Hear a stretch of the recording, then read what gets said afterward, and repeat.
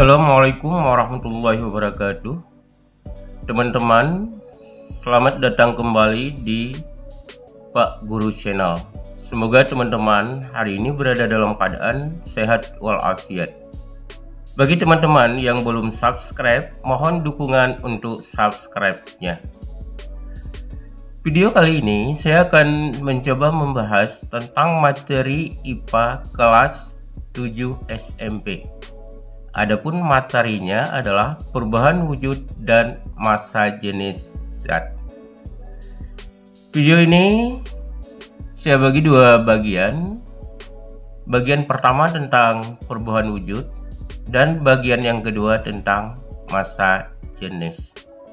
Sekarang kita masuk ke materi bagian pertama, yaitu perubahan wujud. Coba diperhatikan gambar. Itu pada gambar itu terlihat ada beberapa macam benda.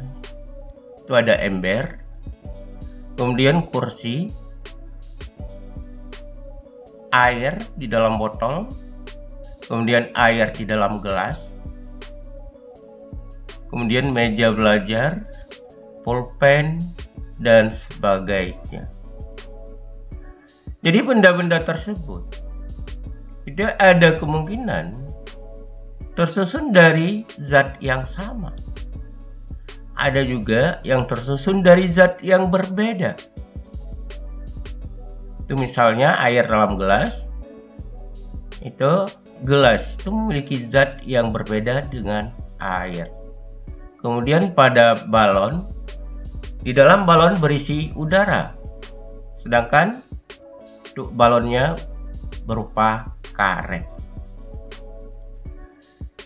Jadi dari sini timbul pertanyaan, apa itu zat?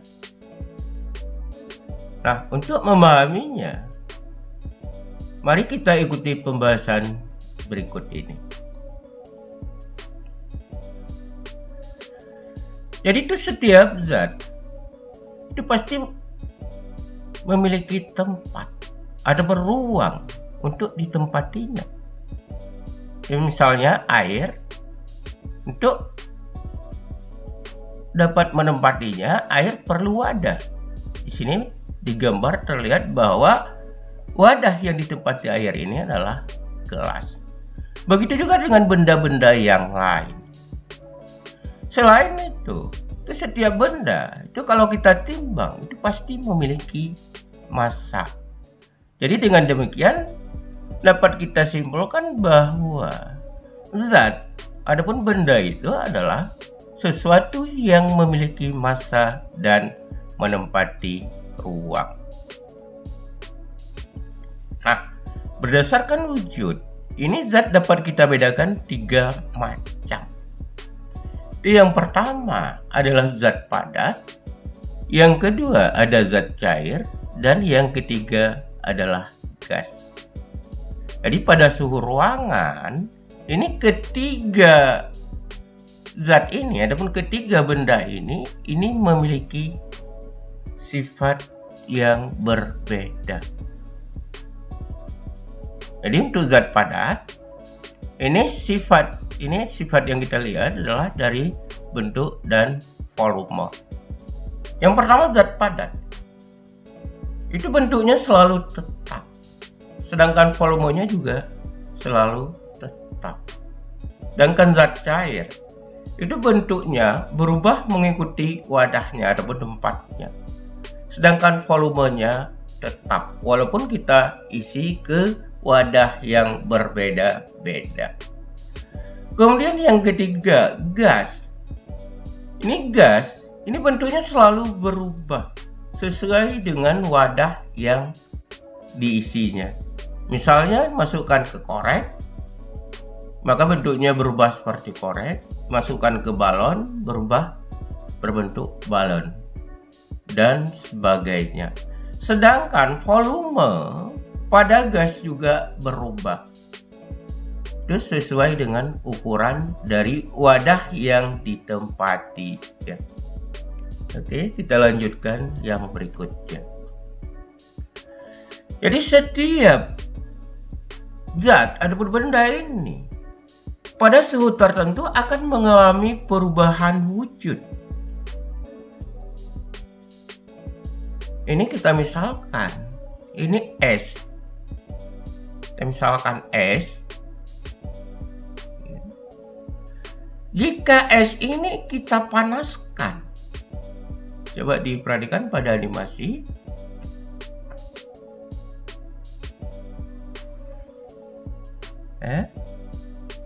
Jika es ini dipanaskan, maka akan berubah wujud menjadi cair,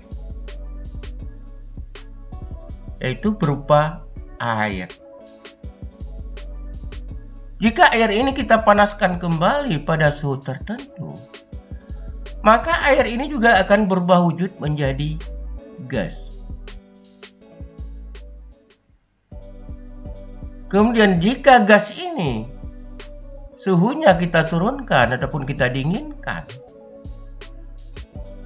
jika mencapai suhu 0 derajat Celcius, maka gas itu akan berubah menjadi es kembali.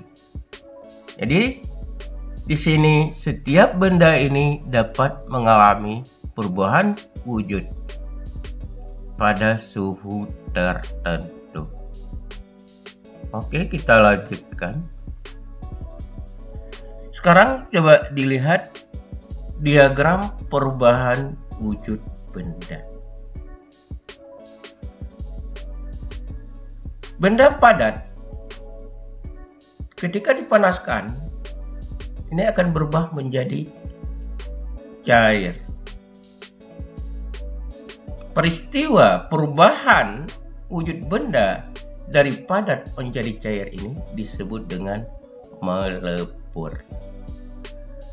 Kemudian yang berikutnya, zat cair jika dipanaskan itu akan berubah wujud menjadi gas. Jadi peristiwa perubahan wujud benda dari cair ke gas ini disebut dengan menguap. Kemudian gas jika didinginkan itu akan berubah menjadi padat. Jadi perubahan wujud dari gas ke padat ini dinamakan dengan menyublim. Jadi pada diagram ini terlihat bahwa ini yang warna merah ini peristiwanya membutuhkan kalor ataupun menyerap kalor. Sedangkan yang warna biru ini peristiwanya itu melepaskan kalor.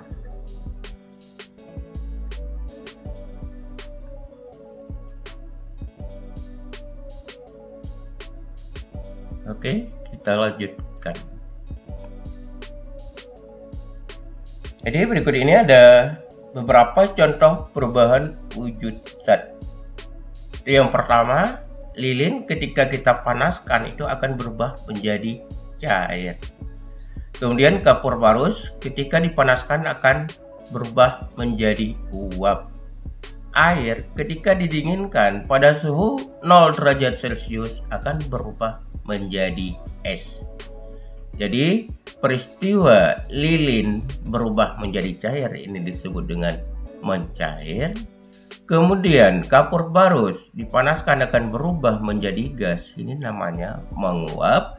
Kemudian air ketika didinginkan pada suhu 0 derajat akan berubah menjadi es, ini peristiwanya adalah membeku. Oke, sekarang kita coba lihat susunan dan gerak partikel pada berbagai zat. Sekarang coba dilihat pada zat padat. Bagaimana gerakan partikel pada zat padat? Jadi zat padat ini susunan partikelnya sangat rapat. Jadi pergerakan partikel pada zat padat ini akan bergetar di tempat. Ini disebabkan karena gaya tarik-menarik antar partikelnya sangat kuat.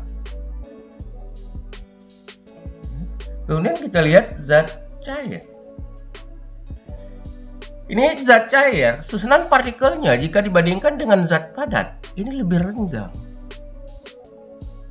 Jadi pergerakan partikelnya ini agak bebas. Jadi partikel-partikel ini mudah untuk dipisahkan. Seperti pada air.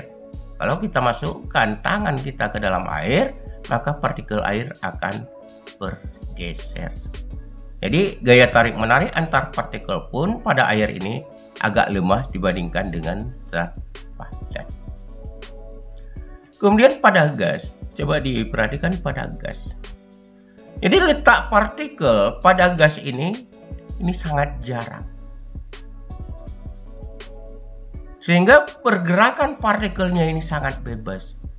Sehingga menyebabkan gas ini mudah menyebar. Itu sebagai contoh, misalnya minyak wangi, kalau kita semprot di dalam ruangan, itu baunya akan memenuhi seluruh ruangan. Ini ciri-ciri dari ketiga wujud zat. Bila kita lihat dari letak dan pergerakan partikelnya. Oke, untuk video kali ini saya rasa cukup. Jadi bagi teman-teman, jangan lupa menonton video yang berikutnya.